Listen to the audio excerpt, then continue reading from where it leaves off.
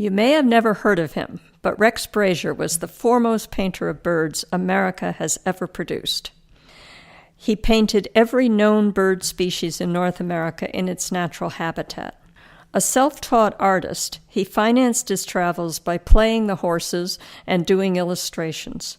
He sailed a sloop from Maine to Florida, wrote a book about it, hiked across the country, and purchased a farm near Kent, Connecticut, where he completed his paintings. Although he was well known in his time, most people today are unaware of his work because he rarely sold individual paintings. Rex began his monumental work, Birds and Trees of North America, in 1928. Incredibly, he hand-colored some 90,000 prints of his paintings, which were then put into sets of 12 volumes each. About 75 sets were completed and included not only the scientific information, but also his observations and memories of each bird. In 1941, Rex sold his collection of 874 watercolors to the state of Connecticut with the understanding that a museum to house them would be built.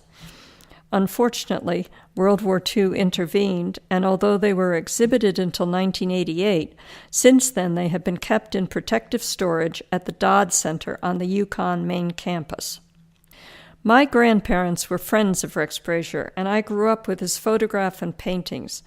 In 2011, some descendants of friends of Rex started the Rex Brazier Association. Our purpose is to use his art and his life story to encourage interest in preserving the natural environment. My husband and I have published a quarterly newsletter which includes information about his life and Rex's images and observations about the birds.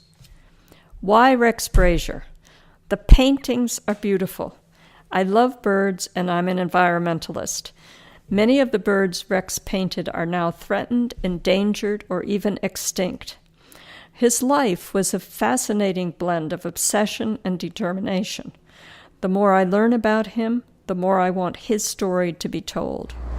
I really want to free the birds. Get those paintings out of protective storage and into museums where everyone can see and enjoy them.